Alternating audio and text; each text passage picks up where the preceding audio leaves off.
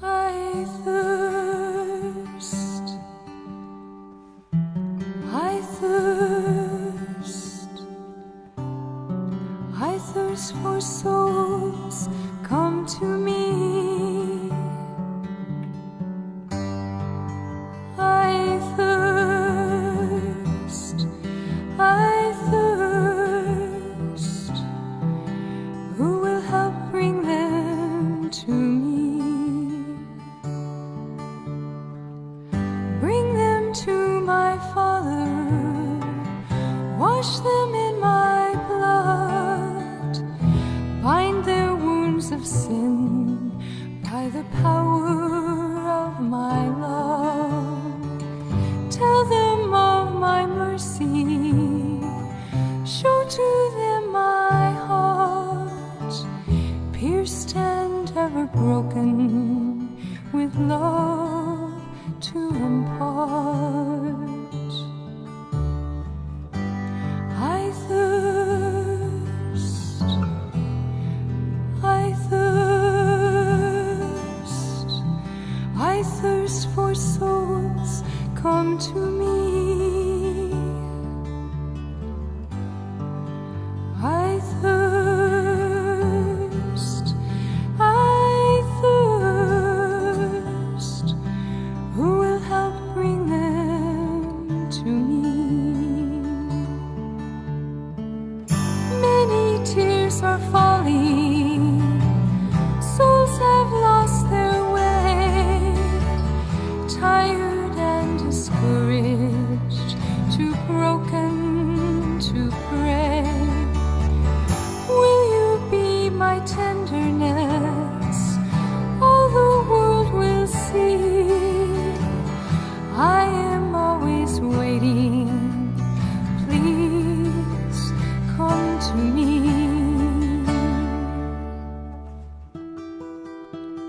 Come to me, all you who labor and are heavy laden, and I will give you rest.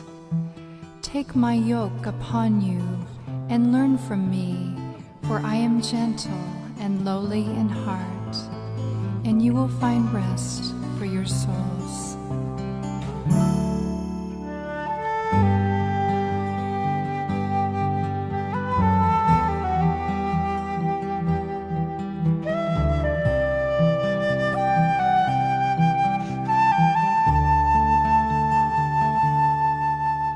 I thirst,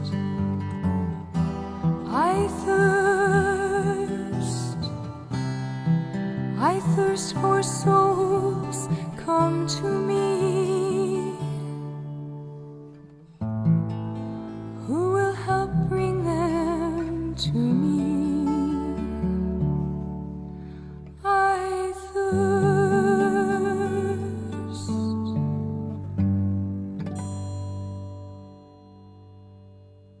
Malam hari ini tuh kan temanya tentang kekudusan. Jadi gampangannya eh, kalau Allah itu di kanan, Allah itu kudus, sifat Allah itu adalah kudus, dan setan atau iblis itu di kiri.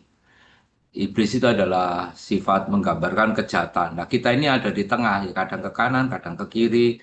Maka harapannya adalah kita bisa menjadi kudus, artinya menjadi kudus itu mendekati sifat Allah yang baik. Jadi lebih banyak ke kanannya.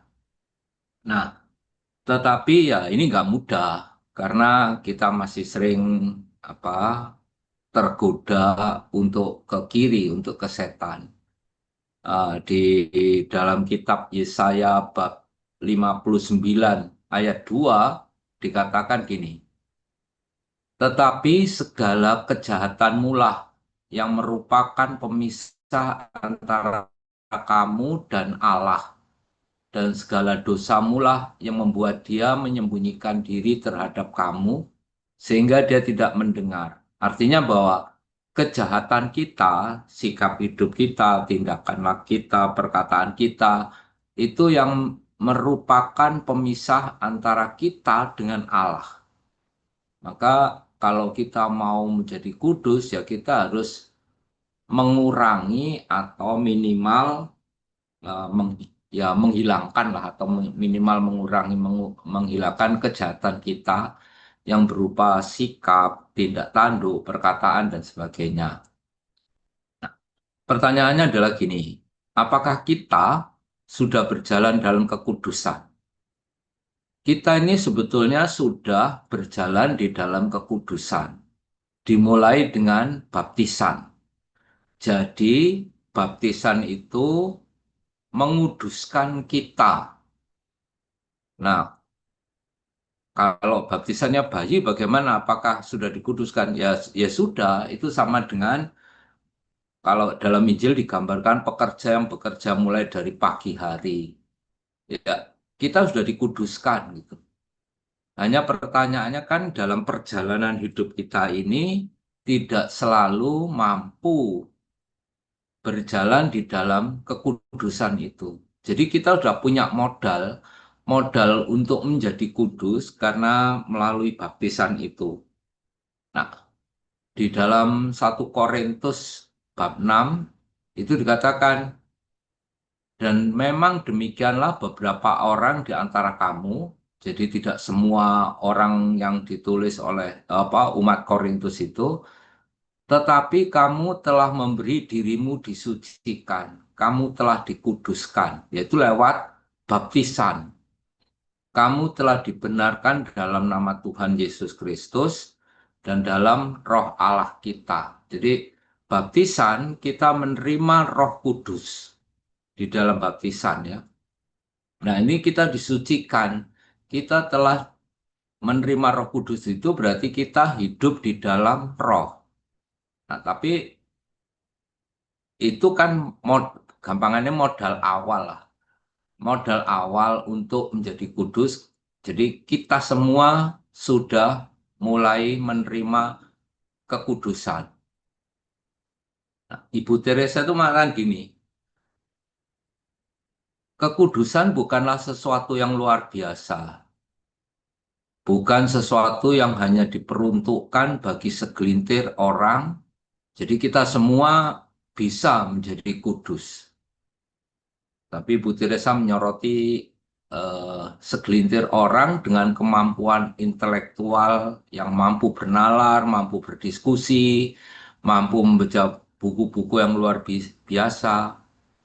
Menurut Ibu Teresa, kekudusan bagi kita semua adalah sebuah kewajiban sederhana. Jadi kekudusan yang kita terima awalnya dari baptis, kemudian kita menjalani kehidupan kita dalam sepanjang hari, itu adalah hal sederhana menurut Ibu Teresa. Bagaimana sederhananya? Yaitu kalau kita mau menerima Tuhan dengan senyum kapanpun, dimanapun, dan kepada siapapun. Bagi Ibu Teresa kekudusan itu nggak sulit-sulit gitu loh, nggak harus pinter-pinter, nggak harus membaca buku-buku yang hebat, mampu menjelaskan dogma-dogma yang sulit. Tapi bagi Ibu Teresa kekudusan itu cukup dengan hidup dalam Tuhan, senyum kepada siapapun, dimanapun, itu sudah cukup kekudusan itu. Kita kan mikir kekudusan itu harus apa? Harus hebat bagaimana lah. Jadi pendoa atau apa atau apa. Enggak. Bagi Ibu Teresa kekudusan itu sederhana. Sederhana saja. Jadi kalau kita mau berbagi kasih kepada sesama, kapanpun, dimanapun, dan kepada siapapun, itu kita sudah menjadi kudus. Jadi kekudusan itu gampang sebetulnya. Sejauh kita mau melakukannya. Nah, pertanyaan gini, kemudian menjadi kudus itu apa yang harus kita lakukan? Seringkali kita berpikir ingin menjadi kudus.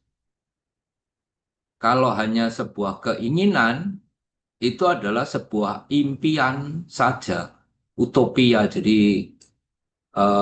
seperti kalau bangsa Indonesia itu keinginannya sila kelima, keadilan sosial bagi seluruh masyarakat Indonesia. Nah, itu utopia, keinginan yang baik, besar, tetapi hanya menjadi impian kalau kita tidak melakukan, mengeterapkannya. Bagaimana mengeterapkan supaya kita bisa menjadi kudus? Tadi Ibu Teresa itu hal sederhana, mulai dari senyum.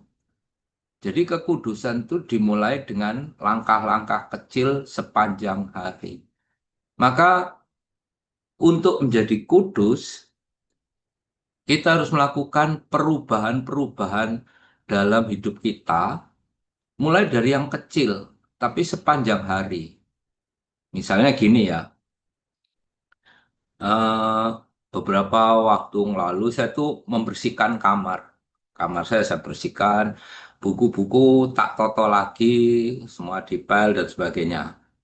Pertanyaannya kenapa kok buku-buku di tempat saya itu berserakan, nggak teratur?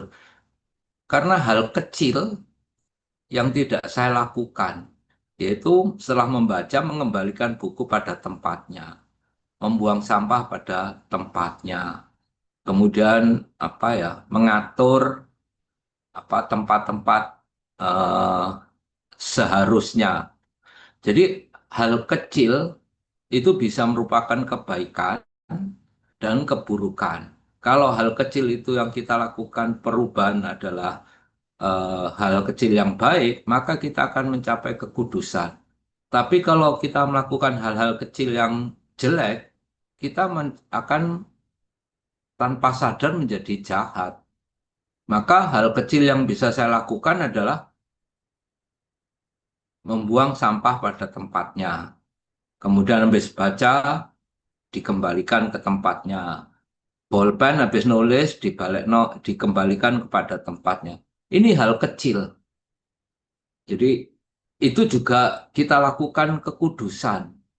Kalau Ibu Teresa mulai dari senyum, kemudian hal kecil, misalnya mau mau apa, mau tidur, doa Bapa kami, itu saja cukup.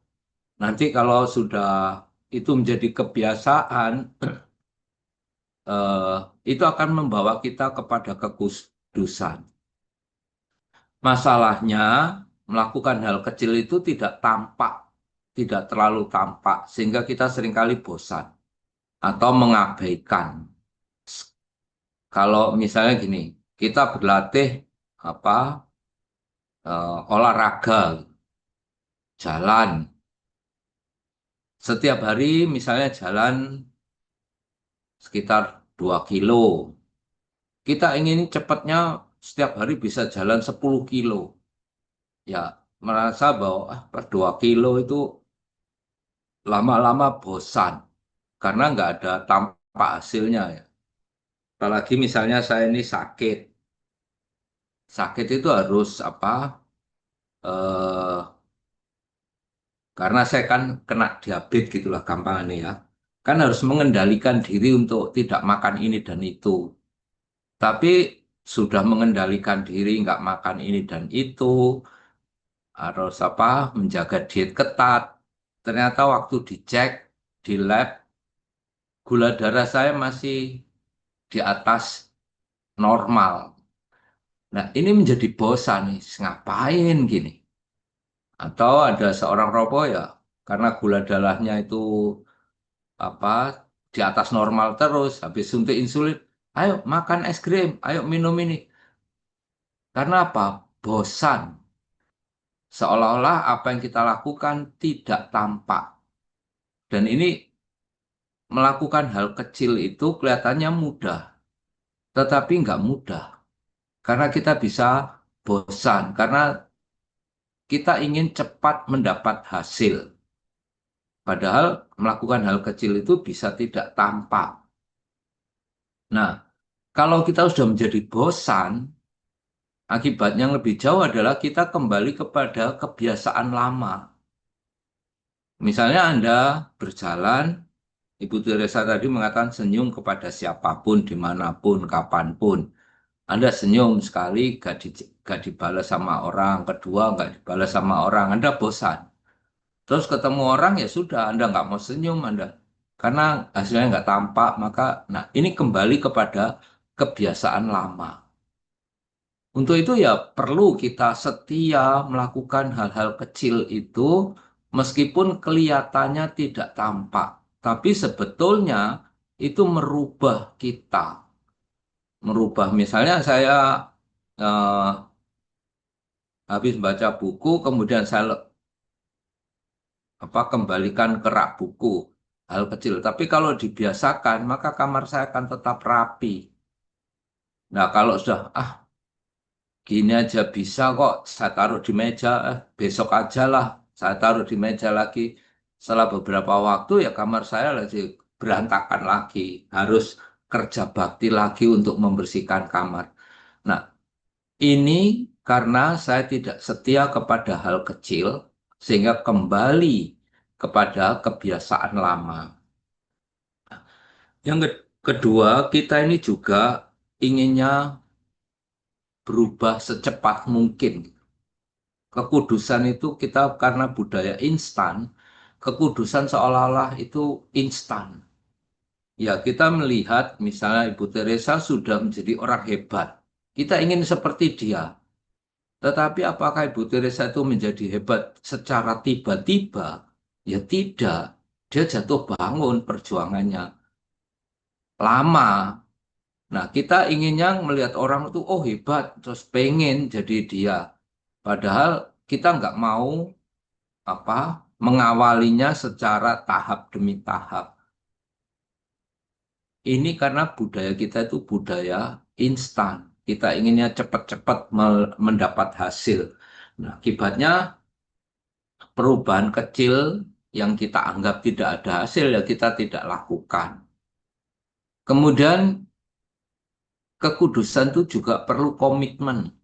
Komitmen adalah komitmen yang kuat. Jadi keteguhan diri yang kuat. Kalau Ibu Teresa mengatakan gini, Tuhan tidak menuntut saya untuk sukses. Anda sudah sering kali mendengar perkataan seperti ini. Tuhan menuntut saya untuk setia. Jadi yang kita kejar itu bukan keberhasilan-keberhasilan. Kita ini seringkali inginnya langsung melakukan sesuatu berhasil, mendapat tepuk tangan, mendapat perhatian. Tidak, Ibu Teresa tidak mengajarkan itu. Ibu Teresa mengatakan Tuhan itu menuntut saya untuk setia. Hasil bukanlah yang terpenting, kesetiaanlah yang terpenting. Maka untuk menjadi kudus, yang terpenting adalah kesetiaan melakukan yang baik. Jangan mencari hasil. Tapi kita seringkali arahnya itu hasil. Hasilnya bagaimana? Padahal Ibu Teresa mengatakan hasil bukanlah yang terpenting. Kesetiaanlah yang terpenting. Nah, ini tantangan bagi kita yang kecenderungan untuk melihat hasil, nggak mau melakukan hal-hal sekecil, tapi inginnya langsung melakukan hal yang besar, kelihatan hasilnya. Maka beranikah kita setia untuk melakukan hal-hal yang kecil? Karena hasil bukanlah yang terpenting.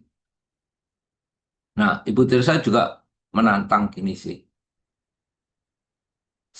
Seseorang tidak dapat berharap menjadi orang kudus tanpa membayar harganya. Dan harganya adalah banyak penolakan, banyak godaan, banyak perjuangan dan penganiayaan, dan segala macam pengorbanan. Seseorang tidak dapat mengasihi Tuhan kecuali dengan mengorbankan dirinya sendiri. Jadi bagi Ibu Teresa, semakin kita berjuang untuk mencapai kekudusan, itu semakin besar harga yang harus kita bayar. Yaitu apa? Kita banyak ditolak, banyak godaan, kita harus banyak perjuangan. Ya, kalau penganiayaan mungkin belum ya, kita nggak sampai lah dianiaya sama orang lain. Tetapi godaan, godaan yang terbesar bagi kita. Misalnya godaan-godaan terbesar adalah kemalasan, ketidaksetiaan, terus ingin mendapat hasil yang sebesar-besarnya, mencari pujian, dan sebagainya. Itu godaan-godaan manusiawi. Maka hati-hati untuk itu kita. Maka Ibu Teresa kita harus berani mengorbankan diri. Artinya ya seperti Yesus yang disalib, kita juga harus berani menyalibkan diri, berkorban untuk menjadi kekudusan.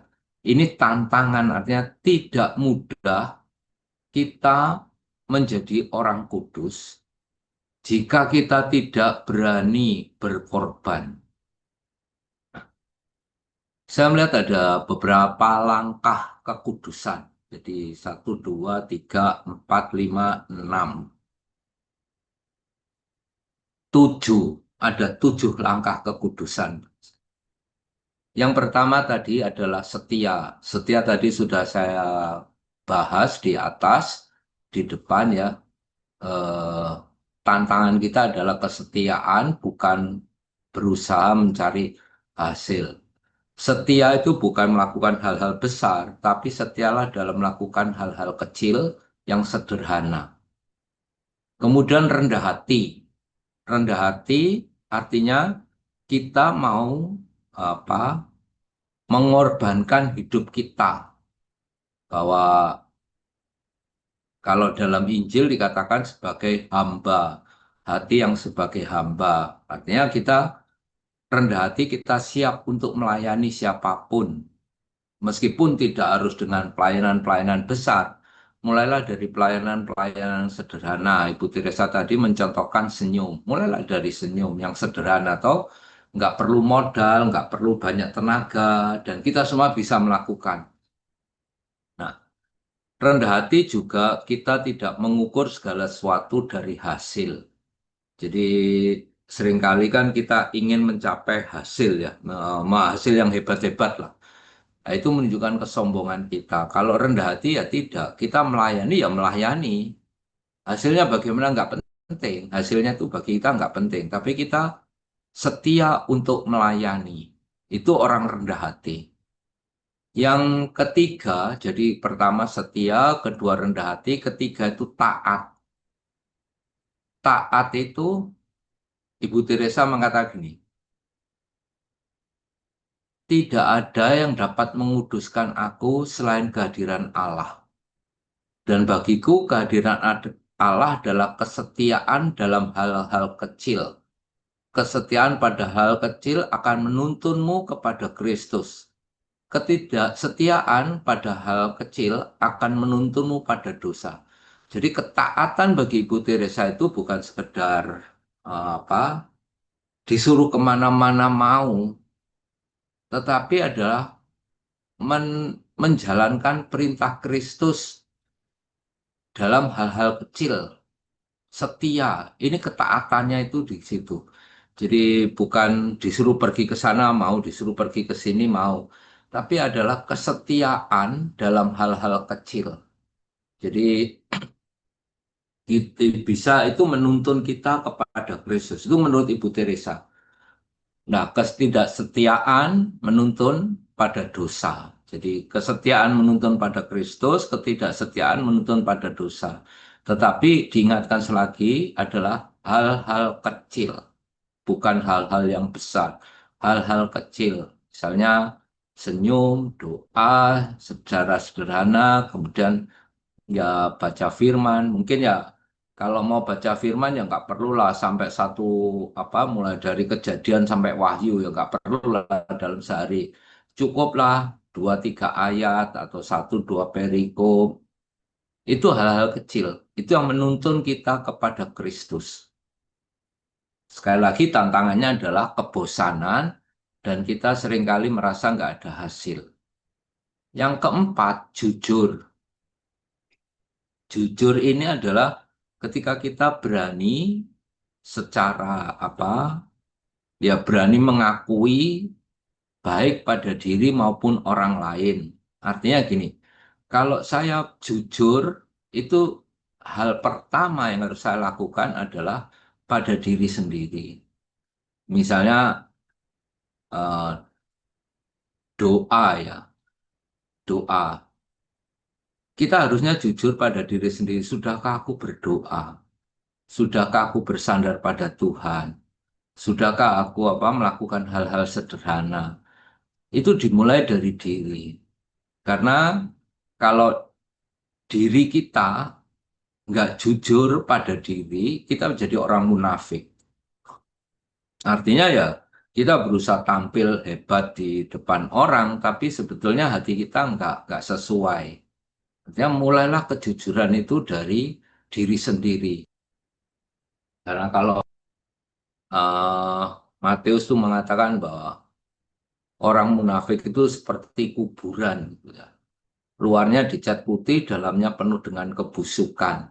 Maka kalau kita mau jujur, mulailah dari dalam hati kita sendiri. Kita menilai diri kita, sudahkah aku melakukan yang sesuai dengan kehendak Allah. Yang kelima, mencintai kebenaran dari Allah. Banyak kebenaran dari Allah yang bisa kita pelajari. Nah, masalahnya, pertanyaannya adalah gini, dari mana kita tahu kebenaran dari Allah? Ya dari firman Allah. Maka penting juga bagi kita untuk membaca firman, sehingga kita bisa mengetahui kebenaran apa yang dikehendaki Allah. Dan saya saya yakin Anda semua sudah banyak mengetahui kebenaran Allah. Misalnya, hampir semua orang Katolik itu kalau saya kutip perkataan Maria terhadap malaikat, jawaban Maria terhadap malaikat, semua orang Katolik tahu. Aku ini hamba Tuhan, terjadilah padaku menurut kebenaranmu, menurut kehendakmu. Nah, semua orang Katolik tahu. Tapi pertanyaannya, sudahkah melakukan itu? Jadi kita seringkali tahu, tetapi kita tidak melakukan. Kalau kita tahu tidak melakukan, berarti kita belum mencintai kebenaran. Kita hanya mengetahui kebenaran. Kalau kita mencintai kebenaran, maka kita harus melakukannya. Misalnya gampangannya juga hukum yang utama dan pertama, hampir semua orang Katolik itu tahu, cintailah Allah, cintailah sesama seperti dirimu sendiri. Nah, pertanyaannya kok masih banyak orang Katolik yang bertengkar? Itu kan mau menunjukkan bahwa dia hanya tahu, tetapi belum mencintai. Kalau dia mencintai, dia menghidupi firman itu dalam hidupnya, yaitu dia sudah menghidupi kebenaran Allah dalam hidupnya. Jadi kita harus bedakan antara mencintai dan mengetahui. Banyak orang tahu tapi nggak mencintai, sehingga ya kalau nggak mencintai ya tidak melakukan toh. Hanya tahu, sekedar tahu jadi ilmu pengetahuan. Kemudian selanjutnya melakukan karya kasih. Artinya bahwa kalau misalnya tadi hukum utama dan pertama adalah kasih pada Allah, kasih pada sesama seperti diri sendiri. Nah, pertanyaannya, sudahkah aku melakukan karya kasih? Ibu Teresa tidak menuntut karya kasih itu yang besar-besar. Karya kasih itu dimulai dari yang sederhana. Menyapa orang, senyum pada orang, mengunjungi orang, itu bukan suatu yang besar-besar, tetapi yang sederhana. Nah, ini kita harus punya komitmen supaya kita bisa menjadi kudus. Kita harus bertanya pada diri sendiri, sudahkah aku melakukan karya kasih pada hari ini?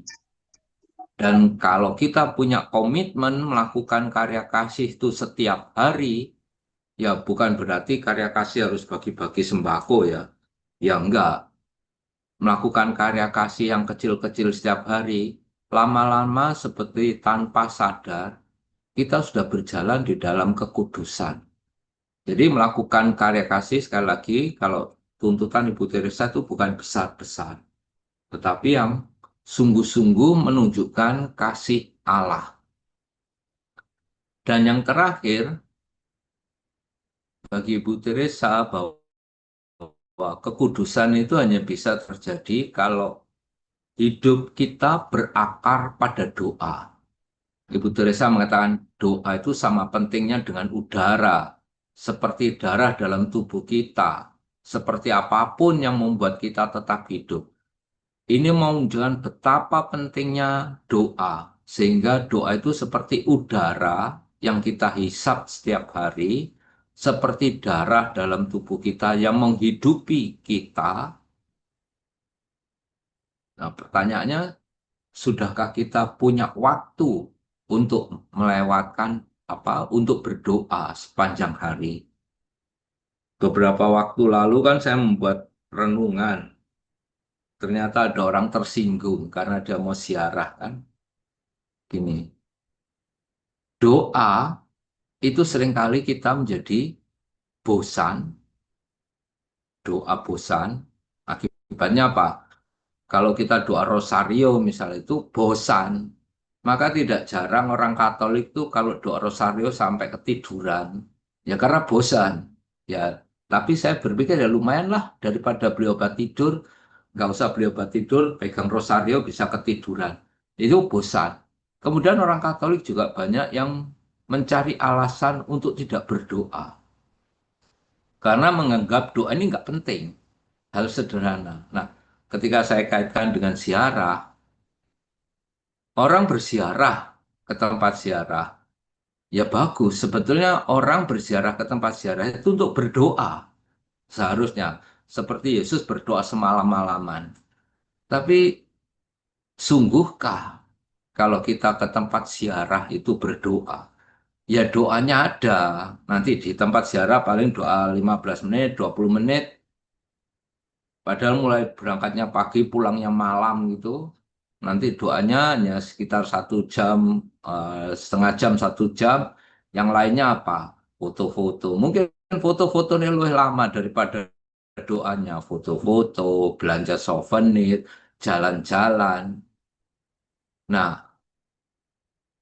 ternyata ada orang yang mau ziarah ke Eropa. Alasannya mau ziarah ke Roma dan Perancis. Terus dia bilang, kami ini nggak jalan-jalan loh Romo.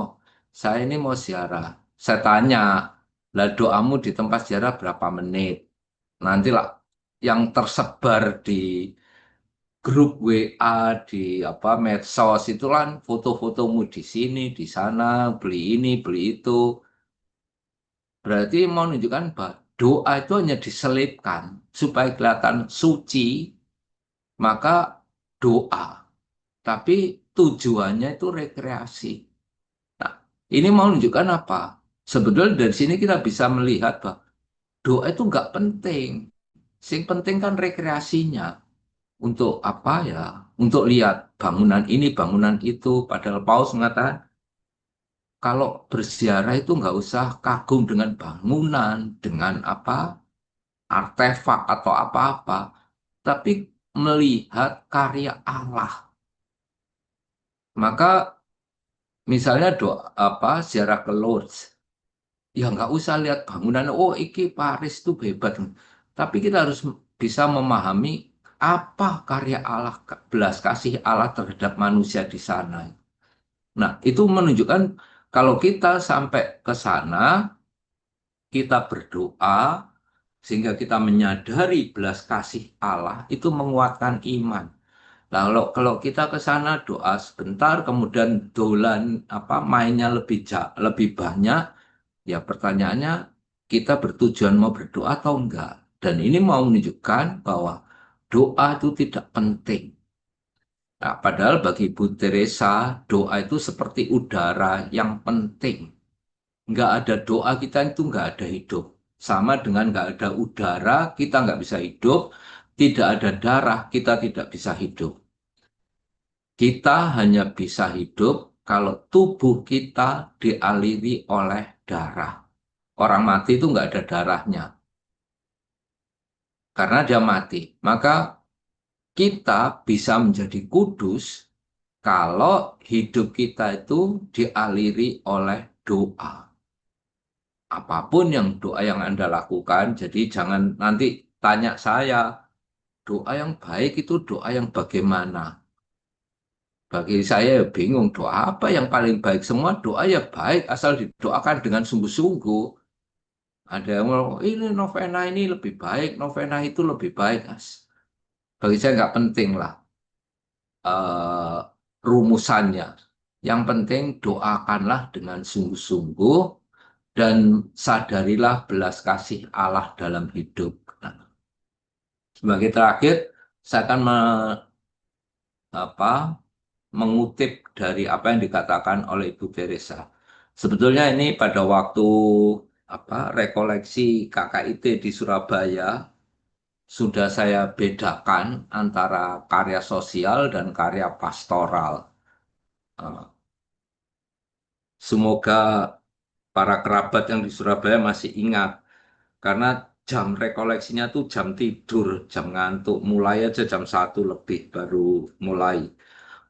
Ibu Teresa mengatakan gini, saya selalu menekankan bahwa kami, jadi kami itu para suster, para anggota misionaris cinta kasih, bukanlah pekerja sosial. Jadi Ibu Teresa menekankan bahwa MC itu bukan pekerja sosial, termasuk dengan KKIT itu bukan pekerja sosial. Tetapi kami melakukan pekerjaan sosial. Jadi bukan pekerja sosial, tapi melakukan karya sosial. Terus apa bedanya antara pekerja sosial, misalnya LSM, dengan KKIT? Ibu Desa mengatakan bedanya, tetapi kami sebenarnya adalah para kontemplatif. Kontemplatif itu orang yang hidup di dalam hening dan doa. Seperti kalau suster-suster atau frater-frater kontemplatif itu misalnya di Rawaseneng, Gedono, terus Karmelites di Batu, itu hidupnya hanya untuk hening dan doa. Kontemplatif dari Ibu Tere mengatakan, kami sebenarnya adalah para kontemplatif yang berada tepat di jantung dunia. Terus dijelaskan oleh Bu Teresa, kontemplatif itu bagaimana? Kami 24 jam sehari bersama Yesus. Kami melakukan segalanya, segala sesuatu untuk Yesus.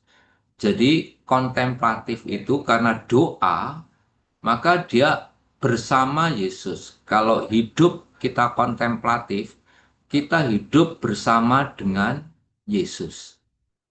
Dan Ibu Tiri bilang, kami 24 jam sehari, berarti sepanjang hari itu bersama Yesus, melakukan segalanya untuk Yesus. Nah, kalau pekerja sosial, melakukannya itu untuk orang yang dibantu. Misalnya gini, ada orang miskin, kita memberi memberi apa makanan. Ini bisa menjadi pekerja sosial, tetapi juga bisa menjadi kontemplatif. Kalau kita hanya cukup berhenti dengan memberi makan supaya orang itu kenyang, itu pekerja sosial, bukan kontemplatif. Tetapi kalau kita memberi makan karena kita melakukan kehendak Yesus, nah ini beda lagi. Jadi apa sasaran kita adalah bukan sekedar memberi makan, tetapi kita melakukan kehendak Yesus. Karena apa? Karena Yesus hidup di dalam diriku.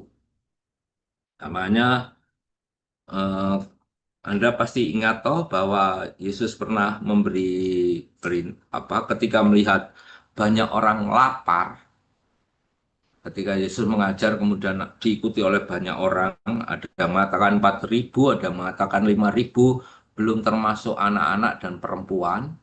Kemudian Yesus mengatakan, kamu harus memberi mereka makan. Jadi, nah, Kalau para rasul itu hanya sekedar, ya sudah, saya punya makanan, saya beri bagi, saya bagi-bagi. Itu para rasul menjadi pekerja sosial. Tetapi Yesus kan, karena para rasul tidak punya makanan yang cukup untuk 4.000 atau 5.000 orang, tergantung para penulis Injilnya, kemudian menyerahkan kepada Yesus. Inilah ketaatan para rasul. Dia tidak cukup untuk 5.000 orang. Dia hanya punya 5, ada yang mengatakan 7, 5 roti, 2 ikan, ada yang mengatakan 7. Diserahkan kepada Yesus. Sehingga Yesus menggandakan, tetapi Yesus juga masih melibatkan para rasul untuk membaginya. Jadi para rasul bukan sekedar membagi roti, tetapi membagi kasih dari Yesus. Jadi pusatnya, kalau kita kontemplatif, adalah pusat hidup kita adalah Yesus. Kita melakukan kehendak Yesus, bukan karena kita melakukan kehendak kita sendiri, apalagi kewajiban. Misalnya orang miskin, kita wajib membantu. Ini kewajiban tanpa kesadaran dari kita. Nah, kalau kita hidup di dalam Yesus, kita ingin melakukan kehendak Yesus, ketika ada orang miskin, Yesus berbelas kasih kepada kita, maka kita pun berbelas kasih pada sesama. Itulah bedanya antara sosial dan kontemplatif. Kesimpulannya, para saudara sekalian, bahwa kekudusan menurut Ibu Teresa itu bukan hak khusus dari seseorang, atau bukan hanya orang-orang hebat saja yang bisa kudus. Baru-baru ini kan ada santo sangat muda, ya. Anak sangat muda yang dikuduskan. Carlo Acutis. Ya, anak muda yang dikuduskan. Itu bukannya orang yang hebat-hebat banget, ya. Ya sudah, tapi karena dia sungguh-sungguh mengimani Yesus, berjalan bersama Yesus, nah dia dikuduskan. Dengan demikian pula, kita semua bisa menjadi kudus. Asal berani mengubah hidup kita, melakukan hal-hal kecil sepanjang hari, hal-hal yang baik, ya tentu saja hal-hal yang baik yang seturut kehendak Allah sepanjang hari, yang sederhana, mulai dari yang sederhana, dan kita setia untuk melakukan itu. Jangan mudah putus asa, kita taat melakukan kehendak Allah, meskipun banyak sekali cobaan, tantangan, atau ya beratnya penganiayaan lah. Tapi kita kan belum pernah dianiaya toh kalau melakukan hal-hal sederhana itu. Begitu para kerabat semua, sudah 45 menit saya ngomong, wis kesel wisan. Anda juga kesel dengarkan kan? Ya sudah, Ya. sekarang silakan siapa yang mau sharing. Tolong Romo, nomor 7 Romo. Apa? Untuk mencapai kekudusan, yang Hidup satu kan mengakar pada doa. mengakar pada doa. Iya, Ya, terima kasih Romo. iya.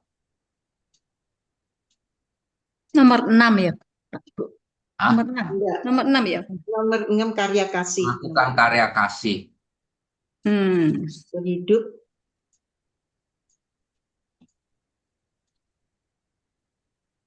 mengakar. Hidup Mengakar itu Tuhan Yesus. apa ya? Mengakar itu seperti pohon, hanya bisa tumbuh kalau akarnya masuk ke dalam tanah. Ya kan? Tanah Ya. kita itu adalah Tuhan. Kalau kita bisa masuk nancep di dalam tanah itu, ya itu kita akan mengakar di dalam doa. Tanahnya itu doa lah, gampangannya gitu. Oh, jadi hidup mengakar pada doa ya Romo. Di Bukan dalam pada Tuhan doa, Yesus. di dalam doa. Jadi mengakar di dalam doa, ya. Tanahnya itu adalah doa. Hidup kita itu masuk mengakar di dalam doa, kehidupan doa. Tapi sekali lagi, Bu Teresa itu bukan bukan kontemplatif dalam artian terpisah dari dunia luar, seperti kalau suatu saat misalnya Anda ke Gedono atau terapis kan nggak boleh keluar-keluar, nggak boleh hanya punya batasan, ada istilahnya slot, di mana tamu pun harus berhenti di suatu tempat, nggak boleh kemana-mana. Ibu Teresa bukan itu. Tahu Ibu Teresa keluar, pergi mengunjungi orang-orang. Jadi kontemplatifnya Ibu Teresa itu beda dengan kontemplatifnya Benediktin. Benediktin dari Benediktus yaitu terapis dan sebagainya. Tuh. Itu beda. Kalau Ibu Teresa kontemplatifnya adalah membedakan antara karya sosial dan karya kasih tadi. Kalau Benediktin itu ya di dalam apa biara, karena mereka hidupnya adalah untuk doa memang untuk doa sih memang aturan biaranya seperti itu doa. Kalau di terapis misalnya sekarang udah agak longgar sih. Dulu misalnya jam 4 pagi mulai doa. Nanti jam 5, jam 9, jam 12, jam 3, jam 6 sore, jam 9 malam. Jam 8 malam. Sekarang udah mundur jam 5 baru mulai doa pagi. Sudah bisa bangkong 1 jam lagi. Ibu Teresa bukan itu, bukan kontemplatif dalam artian Benediktin. Itu apa? Benediktin artinya mendirikan satu Benediktus. Pertapa, bukan itu kontemplatif. Baik, silakan siapa yang mau sharing. Saya berpikir itu nggak ada karena kan udah ada pesta toh, semuanya udah pesta. Sudah pesta tanggal 5 kemarin, no? Ya, silakan siapa yang mau sharing. Ya malam mau ndak sharing mau, tapi senang lihat Romo seger karena rambutnya harus dipotong. Dipotong atau dikuncir itu? Dipotong apa Dipotong, kuncir mau? dipotong. Dipotong pendek ya. Ya, rapi Romo. Ya, oke Romo. Lebih rapi. Ya Habis memang ngasih yang rekoleksi loh, putus asa, putus tak potong. ya memang yang sulit itu kesetiaan itu Romo. Jadi bosan itu Romo. Apakah dengan apa ya sering ketemu orang, sering melayani itu apa namanya membuat kita kebosanan kita itu hilang atau malah tambah gampang cepat bosan.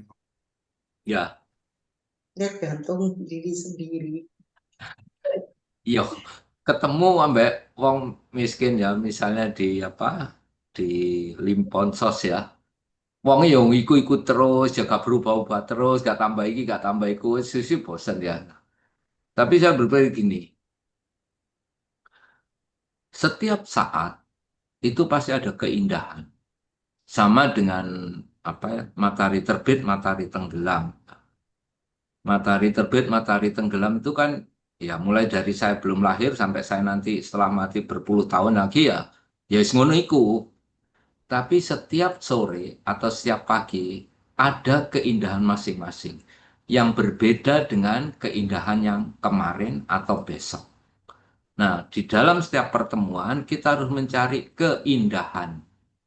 Keindahan itu bisa apa kata Yesus terhadap kita, apa yang kita temukan di dalam diri mereka, apa yang bisa kita bagikan kepada mereka.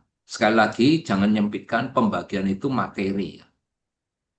Terlebih adalah diri kita. Eh, apa yang indah hari ini itu berbeda dengan yang indah besok atau yang kemarin. Demikian pula dalam perjumpaan dengan kaum-kaum yang kita layani, gampangannya gitu ya, itu pasti ada beda-bedanya. Hanya seringkali kita sebelum datang, kita sudah melihat orang itu paling ya pancet, rupanya ya apa wajahnya seperti itu, baunya seperti itu, omongannya seperti itu. Akhirnya kita Orangnya nggak panjang. menemukan keindahan karena di otak kita sudah ada blok yang membentengi bahwa kita seolah-olah udah tahu. Kemana gitu.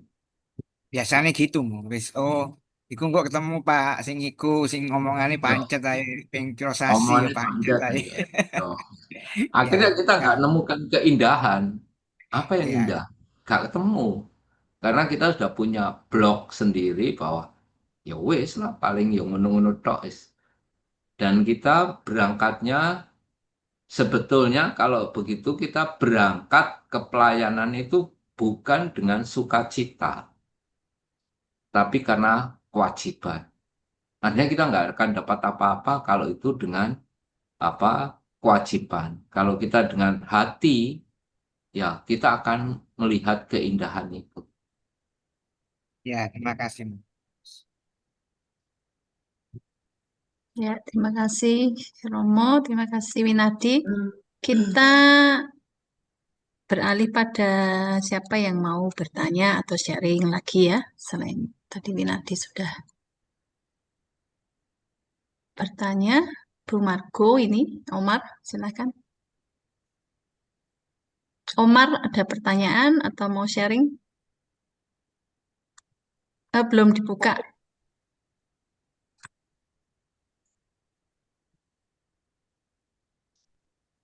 Silakan.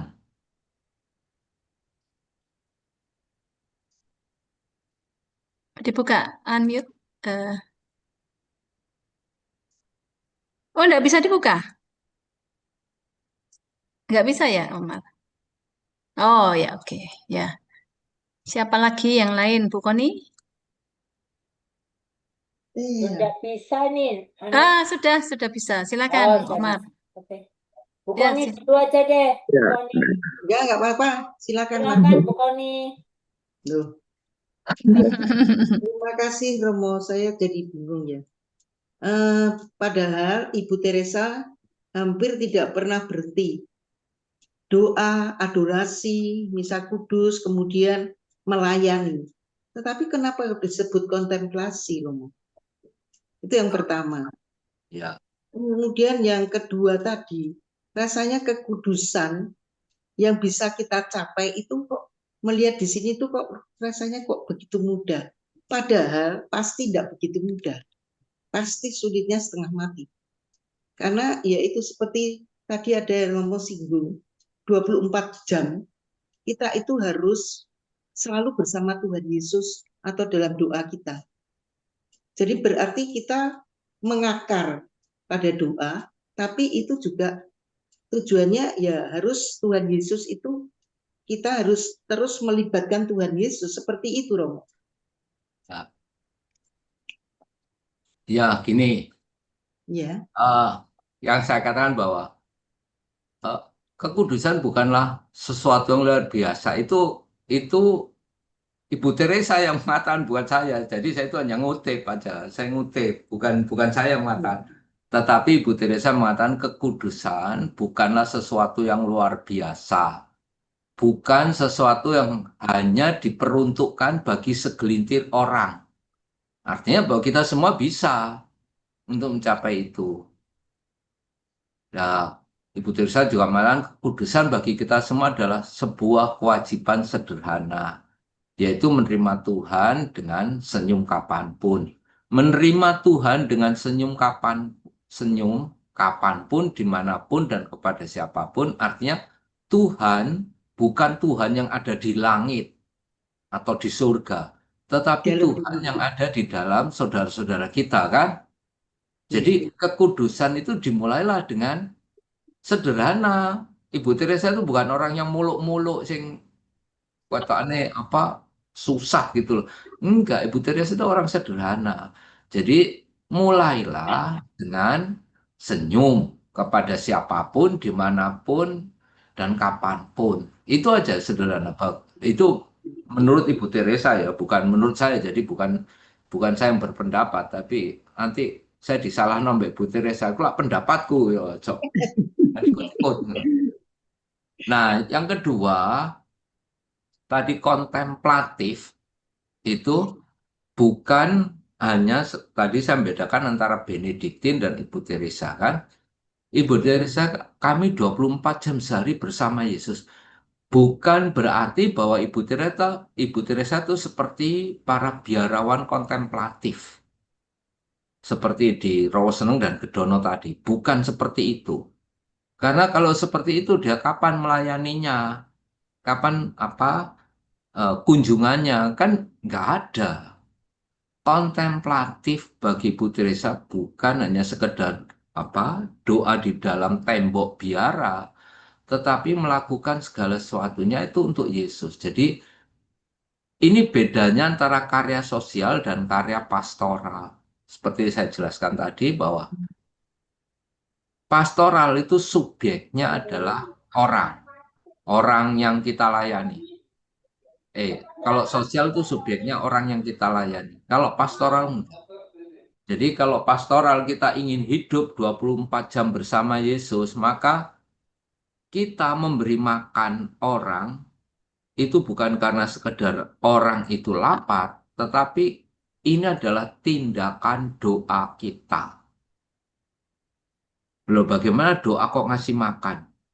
Ya, karena aku memberi makan dia bukan sekedar karena dia lapar, tetapi karena aku memberi makan dia karena aku menyadari kasih Allah terhadap diriku dan aku ingin melakukan kehendak Allah. Itu adalah doa. Jadi doa itu bukan sekedar eh, duduk buat tanda salam.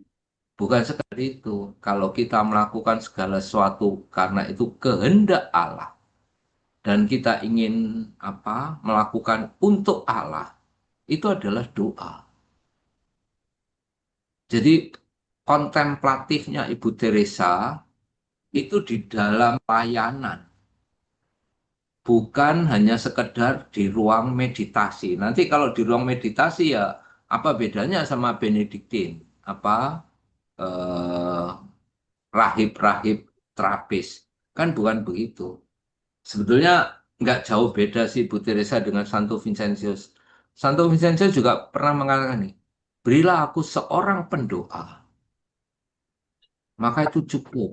Artinya bukan pendoa itu bukan di dalam biara, tetapi kalau dia hidupnya mengakar dalam doa. Jadi apapun yang dia lakukan itu adalah doa. Jadi saya memberi makan bukan karena ada orang lapar, tetapi saya memberi makan karena ini adalah kehendak Yesus dan saya ingin membahagiakan Yesus. Melakukan demi Yesus. Itu doanya. Jadi kalau gitu Ibu Teresa nggak adorasi. Ya adorasi di mana dia ingin sungguh-sungguh bertemu dengan Yesus. Itu. Jadi bedanya kontemplatifnya Ibu Teresa dan Benediktin itu di situ. Nek Benediktin itu cukup di dalam biara, di dalam tembok biara. Kalau Ibu Teresa kontemplatifnya tidak hanya di dalam tembok biara, tetapi juga di dalam pelayanan-pelayanan. Nah, kalau Anda melayani orang sebagai doa, karena itu adalah Anda ingin melakukan kehendak Yesus dan yang Anda temui adalah Yesus, maka di dalam pelayanan itu hanya akan ada sukacita, nggak ada ngomel, nggak ada mengeluh kesah, nggak ada yang protes ini dan itu, karena Anda sudah melakukan demi untuk Yesus, Pak, melakukan kehendak Yesus untuk Yesus. Begitu, Bu. Ya, iya Kira-kira. sepertinya begini ya Romo. Sepertinya tuh Mother Teresa pada waktu misa, waktu adorasi berjumpa dengan Tuhan Yesus. Tapi melayani orang miskin itu juga Tuhan Yesus sendiri. Karena di Matius 25 itu kan Ya, disebut. Ya, nah itu seperti tadi saya hanya menegaskan perbedaannya antara kontemplatifnya iya. Benediktin dan Ibu Teresa. Jangan-jangan nanti Anda terjebak gini, oh Ibu Teresa kontemplatif berarti aku adorasi terus-menerus. Yo, itu jadi Benediktin, itu bukan jadi Ibu Teresa. Iya, Gitu. Romo. Kalau Benediktin ya sah karena regulannya seperti itu ya, ya sudah, nggak apa-apa. Jadi pertapa ya, ya memang di awalnya untuk mendirikan untuk pertapa, tapi Ibu Teresa nggak mendirikan pertapa, Iya. gitu. Pelayanan. Nah, tapi juga dia mengatakan ini bukan pelayanan sosial, meskipun melakukan aktivitas sosial, tapi bukan karya sosial. Ini doa Pastoral itu yang disebut. pastoral. Nah, saya menjelaskan di rekoleksi kemarin di Surabaya itu panjang lebar antara bedanya sosial dan pastoral. Nah, dijelaskan di sini bisa ngasih rekoleksi lagi nanti bisa 1-2 jam lagi lah gitu. Iya itu Romo, kalau saya ingat itu juga Paus Fransiskus kan orang menjadi kudus itu nggak sesulit yang kita bayangkan. Ya, Orang ibu rumah tangga yang melakukan semua dengan kasih, dengan cinta, itu juga ya, bisa kita menuju kekudusan. ya. Misalnya ibu masak dengan doa. Bukan berarti ibu goreng tempe sama bawa rosario, ya enggak. Itu bisa nanti Jadi, kacau semua nanti. Rosario-nya kelewatan atau tempe gosong bisa-bisa seperti itu. Artinya ketika kita masak, menjadikan masakan ini sebagai wujud doa, maka kita ingin mempersembahkan yang terbaik untuk orang yang memakan. Pertama. Jadi nggak boleh masak sembarangan lah. Artinya ya nek iso seperti itu ya sudah lah. Artinya masakannya ya gak enak ya sudah. Tetapi niat kita adalah untuk memberikan yang terbaik. Karena yang kita layani adalah Tuhan. Orang di dalam keluarga kita adalah Tuhan. Dan ketika kita masak, niat kita bukan hanya Tuhan, tapi kita juga dihidupi oleh kasih kita. Ini doa. Jadi maka sederhana, hal-hal kecil. Tapi seringkali kan kita apa melakukan hal yang buruk. Jadi eh, hal kecil yang baik itu kita nggak setia. Ibu Teresa tadi kan sudah mengingatkan bahwa jangan mengejar hasil, tapi kesetiaan itu yang diperhitungkan. Ini bukan saya loh ya, Ibu Teresa. Nanti Romo mengatakan lagi, wah, saya plagiat. Bukan gitu. Artinya bahwa eh, saya bacakan lagi ya tadi yang saya kutip dari Bu Teresa. Tidak ada yang dapat menguduskan aku selain kehadiran Allah. Jadi kita kudus karena Allah hadir. Dan bagi Bu Teresa, kehadiran Allah adalah kesetiaan dalam hal-hal kecil. Kehadiran Allah adalah kesetiaan dalam hal-hal kecil. Jadi bukan hal-hal yang besar. Setia. Kesetiaan pada hal-hal kecil akan menuntunmu kepada Kristus. Sebaliknya, ketidaksetiaan pada hal kecil akan menuntunmu pada dosa. Ya jelas ini yang dimaksud hal kecil di sini adalah hal yang baik. Ya. Seperti saya contohkan tadi, meletakkan buku pada tempatnya, membuang sampah pada tempatnya, tidak menunda waktu, meletakkan segala sesuatu pada tempatnya, kamar saya akan teratur. Nah, saya, kalau saya nggak setia, maka sebulan kemudian pasti kamar saya berantakan lagi. Harus kerja bakti lagi. Dan ini kita bisa bayangkan, tetapi untuk setia pada hal kecil itu nggak mudah. Karena kita seringkali nggak melihat hasil langsung gitu loh. Baru doa Bapak kami 1 kali wis pengen masuk surga. Yoga, yoga gitu caranya. Itu luar harus biasa. setia setiap hari. Kita ini kan apa ya? Kurang punya komitmen lah gampangannya gitu ya. Misalnya saya janji saya mau doa rosario setiap hari. Berjalan 7 hari, ah, sudah ada saja gangguan toh. Ah Tuhan besok aja lah. Untuk berjalan berapa hari, Tuhan besok sajalah. Gak setia kita nih, kurang punya komitmen. Maka yang penting tadi juga saya mengatakan komitmen dalam hal kecil, bukan hal-hal yang besar. Gitu. Dengan cinta yang besar. Romo mau nanya, tadi kalau taat gimana maksudnya contohnya taat? Taat, yo, taat itu gini ya. kalau Ibu Desa tadi mengatakan kesetiaan dalam hal kecil, itu taat melakukan hal-hal yang kecil. Ketaatan dan kesetiaan itu saling mengkait.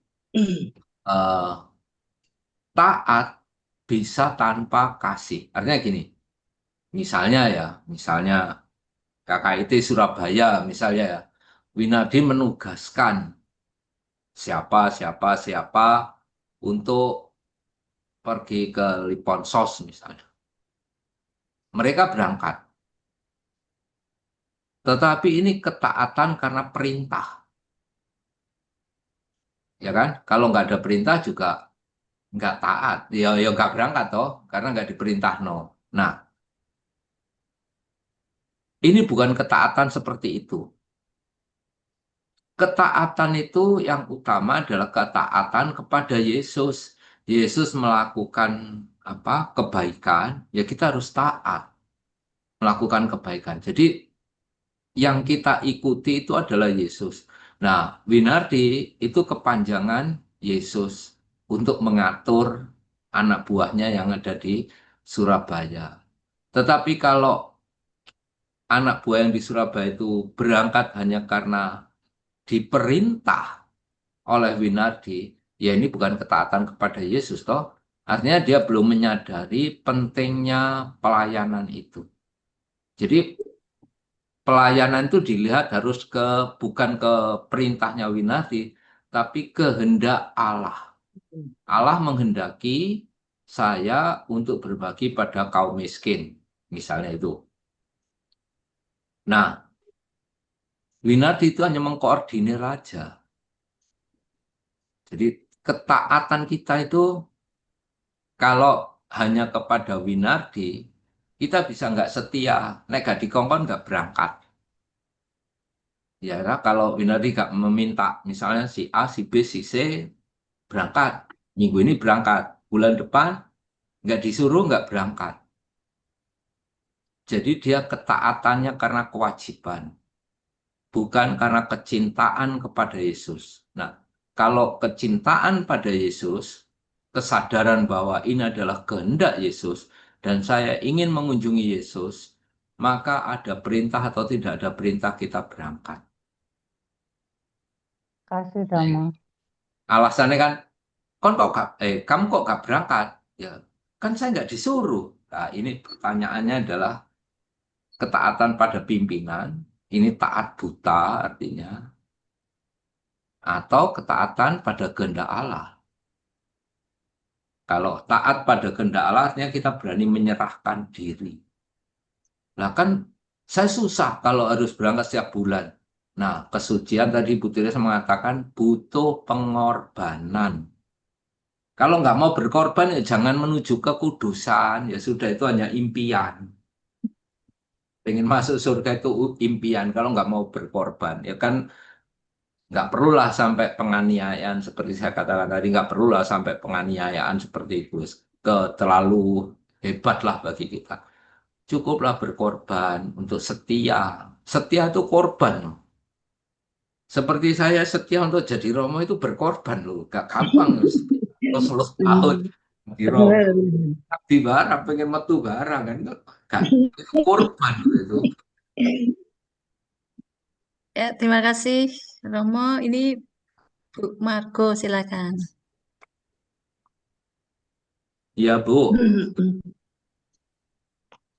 Di unmute Bu. Omar. Di unmute dulu. Belum di unmute ini. Belum dibuka Belum suaranya Bu. dibuka suaranya. Hah? Oh mungkin dari situ. Ah, sekarang udah bisa. Ah, sudah. Iya. Sudah kedengaran Bu, sudah. Oke. Cuman kemarin Romo yang saya share sama Romo soal ini, kami kan tiap Senin itu di tempat pemulung itu Romo. Waduh, kalau sudah lagi dibongkar itu sampahnya, sampahnya kan kayak gunung. Kalau lagi dijemput dari pusat truk-truk besar itu, aduh, baunya memang luar biasa. Tapi ya teman-teman itu dengan setia bawa masker gitu loh. ke sana. Saya cuma heran orang di sana itu kebal, sudah tidak pakai masker juga tidak bau gitu ya. Cuman aja Bu Koni, ini saksinya Bu Koni itu telepon sebelum saya berangkat. Bu Margo, saya mau kirim barang-barang bekas kira-kira mau nggak ya? Oh mau Bu Koni gitu. Yaitu terus akhirnya datang, tapi saya belum sempat datang. Ya nggak apa-apa, saya hari ini ada di sana. Terus sananya datang barang dari Bu Koni, intinya sudah datang. Terus saya kan keliling karena di situ ada pengobatan, ada tabungan, dan hari itu mencukupi itu saya keliling. Jadi rumah ke rumah itu. Saya nongkrong di situ, ngobrol sama mereka, dengarkan keluhan-keluhan. Sampailah saya tanya, loh, kalian sudah dapat baju-baju bekas nih? Ini. Loh, enggak loh Bu, enggak sampai ke sini gitu. Ya, pokoknya saya tuh tambah geli ya berpikir, inilah di lapisan bawah saja korupsi gitu. Jadi kalau sudah dapat begitu kan, gitu. Apalagi yang itu ya, yang rebutan di kursi-kursi empuk itu. Terus saya panggil, saya minta 1 dos gitu. Saya bawa ke situ. Aduh Romo, kalau ngelihat mukanya, saya foto itu, mereka ini kan dalamnya ternyata ada spray, ada apa. Terus saya ketemu baju bagus. Itu tuh putrinya si ibu itu masuk ke dalam, itu tuh langsung dipakai terus lenggak-lenggak seperti itu, seperti apa? Rahmawati. Gitu. Saya tuh ngelihatnya tuh sampai terharu gini loh Romo. Aduh, mereka itu ya dapat barang bekas seperti itu, mukanya aja senengnya kayak begitu gitu. Kok pejabat tuh nggak mau lihat ya? Rakyatnya tuh kayak begitu yang merdeka 80 tahun, saya bilang gitu. Jadi kalau melihat hal-hal seperti itu, buah-buah roh tuh ada di situ loh Romo. Jadi dari barang bekas itu, dia itu bisa menerima dengan sukacita. Lah kita yang memberikan kan tuh bisa lega gitu ya, melihatnya. Oh ya ampun Tuhan, mereka itu kok bisa begitu rendah hati. Kalau dipikir kan rendah hati ya Romo. Dapat barang bekas, tapi sukacitanya seperti itu. Jadi ya hanya saya sharingkan ke Bu Koni yang mengirim. Jadi jangan berkecil hati. Untuk kalau berbagi ke pemulung itu sangat diterima. Nah ini mungkin aja kalau Romo Gani jelas sudah makanannya Romo Gani ya Romo.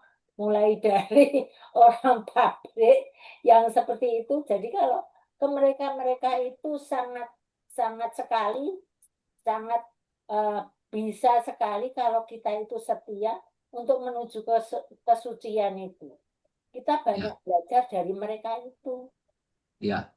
Ini yang mau saya sharingkan ke teman-teman Ya. itu bahwa janganlah mempunyai rasa was-was atau rasa bagaimana untuk masuk ke dalam tempat-tempat seperti itu. Itu akan tambah dapat sukacitanya gitu. Itu yang saya sharingkan ke Romo, ke teman-teman, bahwa barang-barang yang dikirimkan itu bagi dia itu sangat berguna. Dan mereka itu mencerminkan kerendahan hatinya itu. Itu Romo yang saya inikan. Ya. Artinya kita bisa Kalau mau belajar jadi dari suci mereka. setia di situ saja. Nggak Ya. usah kemana-mana. Ya. Artinya gini, kita bisa belajar dari mereka. Kalau mereka itu dapat barang bekas saja sudah demikian sukacita. Pertanyaannya kenapa kita masih sering mengeluh dalam hidup ini? Ya kan? Hujan, wis gampangannya hujan ngeluh, gak hujan ngeluh. Padahal mereka bisa mendapat barang bekas yang kita sendiri mungkin udah nggak berarti bagi kita toh, dibuang toh. Tapi bagi mereka masih bisa sukacita. Terus kira-kira yang masuk surga itu siapa ya? Mereka atau kita gitu loh. Mereka bisa bersyukur seperti itu. Bisa bersyukur ya tadi Bu Margo mengatakan rendah hati ya, bisa bersyukur gitu ya. Ini termasuk rendah hati, bersyukur, setia. Ya. Ya, terima Ya, kasih Bu siapa Ibu. lagi mau sharing? Mau Ya, tanya, Mo. terima kasih Omar. Ya, Mau Ona, tanya. silakan. Ya, Kalau ketemu orang yang tidak pernah bersyukur gitu, terus kita suruh bagaimana, Mo? didoakan. Yo, Tapi kadang kupengnya gatel ya, Mo. Habis ketemu ya Hah? kayak tadi Romo bilang, kupengnya gatel juga nih ngrungokke ya. Kadang ya kayak Romo tadi bilang, hujan nggak bersyukur, panas nggak bersyukur gitu, berarti kupengnya kan gatel juga mau ngrungokke gitu, Mo. Ya, ya memang ada orang yang nggak bisa bersyukur itu ya. Ada dikasih apa lapar ya, dikasih makan, makanannya ngomongnya gak enak, Padahal wis enak ya, Mo ya. wes enak. Seperti di kampung ya, pada waktu saya masih di Menukung itu, saya tuh eh, saya masak nasi, tapi saya ini nggak bisa nek kalau pakai apa, pakai kuali adang gitu ya, Pak, apa pakai tak apa Reket iki. kompor itu loh. Nah, di Ini sana kan ada kedua kan, lali pisan wis. Iya, iku lho apa? nek adang itu saya nggak bisa. Kan di sana bukan adang yang liwet istilahnya di sini ya. Langsung dikasih air, langsung ditunggu sampai sampai matang gitu kan. Saya nggak bisa. Saya hanya bisa menggunakan rice cooker. Nah, karena listrik itu hanya jam 6 sore sampai jam 9 malam nyala, maka disitulah saya masak nasi. Nah, selain itu ya nggak bisa masak nasi. Suatu siang ada orang dari kampung datang. Terus ngomong, Romo, saya minta makan. Saya bilang, "Ya, silakan, makan, ambillah. Makan, saya baru habis masak. Masak daun pakis itu ya. Saya buat oseng-oseng daun pakis. Masak. Terus dia makan. Saya nggak nunggoni ya, karena ya gak enak toh kalau dia makan saya nunggu nunggu seolah-olah kok kelihatannya nggak ikhlas gitu. Saya masuk kamar. Setelah makan dia bilang gini, Romo, masakannya nggak enak. Sudah, saya bilang ya sudah kalau nggak selera ya udah nggak apa-apa. Karena saya masak nggak pakai cabai. Loh. Mereka kalau nggak pakai cabai itu nggak enak. Terus siang jam 2-an itu saya mau makan. Ternyata nasi di rice cooker habis. Kacanya habis. Kurang ajar orang ini. Ngomong nggak enak tapi Nggak di. enak, tapi entek. Tapi Terus tapi anak-anak nanti bilang gini, kami masakkan nasi Romo. Ah udah nggak usah lah, nanti saya buat mie aja kan. Saya udah nggak nggak masak lagi karena apa sayurnya juga udah habis, sayur apa yang bahan untuk masak udah habis. Jadi, nah itu ada orang juga nggak bersyukur, udah makan gratis, masih ngono, padahal di no rasa cari itu. nah, nek setiap hari ngrungokke gitu terus piye, Mo? Ya sudah. Sama dengan kita bayangkan ya, betapa beratnya telinga Yesus itu ketika mendengarkan doa-doa kita itu. Ya. Doa jaluk seluruh dunia jaluk semua minta yang terbaik untuk dia. Saya tahu lah, Yesus itu apa gak keberbekan gitu ya dengarkan gitu. Iya, Mo, ya. Ya sudah, dengarkan saja ya sudah. Dengan sabar toh. Tapi kadang judek juga, Mo. Maksudnya lho kok kamu nih udah enak urepe, tapi kok isek ngersulo terus Siapa sih. yang ngomong itu? Ya ada, Bu Koni, ada sih suka ketemu orang Enggak, gitu. maksudnya yang malah saya nggak tahu Andani yang ngomong. Oh nah, Ona, Oh, ini Ya, videonya Ona. nggak dibuka, Ona. Iya. iya. Terus untuk setia itu ya susah loh, Mo. Aku kalau ke gereja ketemu setiap pagi ke gereja ketemu orang gitu ya. Aku senyum, tapi dan merengut terus lah berapa kali aku mesti senyum BDN ya dia cuekin ngono. Ya, senyum terus. Ya senyum.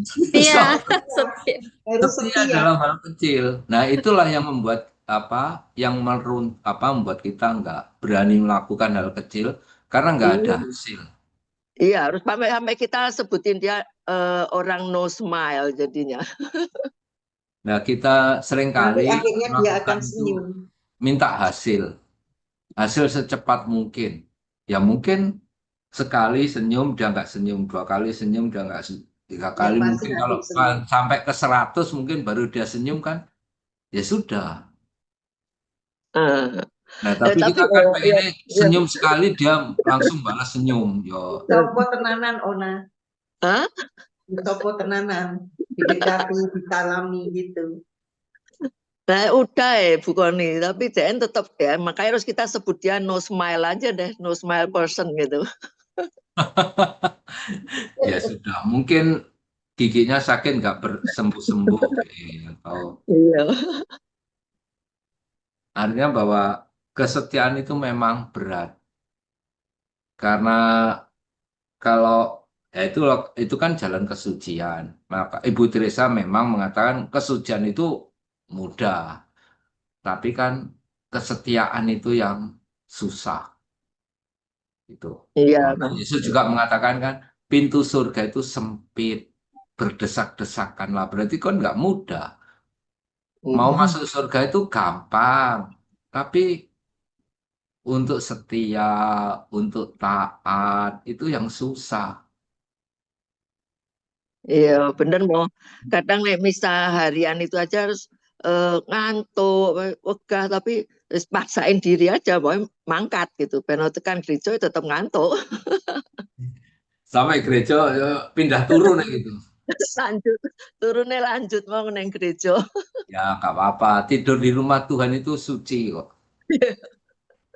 Ya, baik. Terima kasih, Ona. Terima kasih. Romo, siapa lagi ini? Ada Oma Clara. Aku Romo. Oh, Erlin, ya. Silakan. Dibuka Romo. videonya, Erlin. Bisa? Gak usah wes. Nggak usah. Oke, Eh, oke. ya. Kalau dia dari Ini. bagus banget. eh, Dari rumahnya tadi bagus. Yang mana? Erlin ya. Ini ke mute. Sila emang. Ini siapa Halo, ini? Romo. Ya, ya. Sudah keluar suaraku. Sudah keluar. Oke. Ya Romo Gani nanya. Tadi berkaitan dengan melakukan hal kecil, kesetiaan. Itu yang tadi di siapa ya tadi yang nanya tentang pelayanan yang ya kok itu aja, yang membosankan gitu, lalu jenuh dan seterusnya. Waktu itu saya masih ingat Romo pernah ngomong kalau kita seperti itu kondisi kita, itu tandanya kita itu pertama kurang berdoa, hidup doanya. Terus yang kedua itu kita itu cenderung mengharapkan mendapatkan sesuatu di dalam pelayanan itu, bukan memberikan sesuatu. Karena kita ngomong, aku bosen, aku nggak dapat apa-apa, aku macam-macam itulah Romo. Karena itu kan terjadi di Surabaya lah yo, intinya gitu. Jadi pertanyaan saya, kalau kita mengalami seperti itu, apakah itu bisa dikatakan kita itu kurang atau belum bisa mengkontemplasikan atau menyatukan pelayanan dengan doa kita? Apakah begitu, Romo? Ya, kejenuhan tadi itu karena kita punya blok ya. Seperti sharingnya Bu Margo tadi bahwa dia melihat betapa sukacitanya orang yang diberi pakaian. Iya, saya yakin itu enggak setiap dia ke sana dia melihat itu. Enggak. Artinya itu satu kesempatan. Ya. Nah, itu saya mau mengatakan bahwa kita harus bisa mencari sukacita di setiap pertemuan. Dan itu bisa merefleksikan hidup kita. Jadi doa itu juga untuk merefleksi apa kehendak Allah. Apa kehendak Allah dalam hidupku, untuk melihat juga untuk merefleksikan cinta kasih Allah. Kalau orang miskin itu aja ya dikasih pakaian yang nggak berguna bagi kita, itu sudah bisa bersyukur. Mengapa kita seringkali mengeluh? Itu kan artinya kita diajak merefleksi hidup kita. Bukan sekedar kita memberi kehendak Allah. Nah, kalau kita bisa melihat sukacita setiap saat, kita berusaha untuk mencari sukacita di dalam setiap pertemuan atau pelayanan, kita akan punya semangat. Tapi kalau kita dari rumah sudah mengatakan, Allah nanti ketemu orang itu lagi, ngomongnya gini lagi, ketemu orang itu lagi, ngomong gini lagi. Ya sudah, kita nggak akan menemukan apa-apa. Jadi kalau kita ingin menemukan sesuatu, kita harus berangkat tanpa mengadili orang ini dan orang itu. Karena kita hanya ingin bertemu Yesus. Sama gini, gampangannya gini ya. Sekarang orang adorasi ya lah gampangnya. Ruang adorasi itu ya sejak dibangun sampai bertahun-tahun kemudian mungkin ya pancet ya tetap ya seperti itu aja. Terus kenapa Anda datang ke situ? Nggak ada yang berubah toh? Nah, karena Anda ingin menemukan sesuatu di situ, Anda ingin merefleksi hidup Anda di situ, maka Anda datang. Tapi kalau hanya ingin adorasi, melihat sesuatu, ya nggak ada yang bisa dilihat, dong. Sejak didirikan sampai bertahun-tahun kemudian ya tabernakelnya di situ, monstrannya ya begitu, ya lampunya di situ, karpetnya begitu, nggak ada yang baru. Nah, kalau kita hanya berpikir mau menemukan yang baru, maka kita sudah punya blok, bosan. Tapi kalau kita berpikir bahwa kita mau menghadap Allah, nah ini nggak akan bosan. Maka doa itu bukan sekedar saya menggenggam rosario, tapi doa adalah ketika kita mau bertemu dengan Allah. Allahnya ada di mana? Di dalam saudara-saudara kita. Itu pasti ada yang baru. Dan itu akan menyemangati kita karena apa? Kita berjalan untuk bertemu Allah, berdoa. Jadi kalau pelayanan hanya sekedar tadi seperti saya katakan membagi makanan, itu karya sosial, bukan karya yang dikehendaki oleh Bu Teresa. Karena itu pasti dilepaskan dari doa. Begitu supaya lebih jelasnya.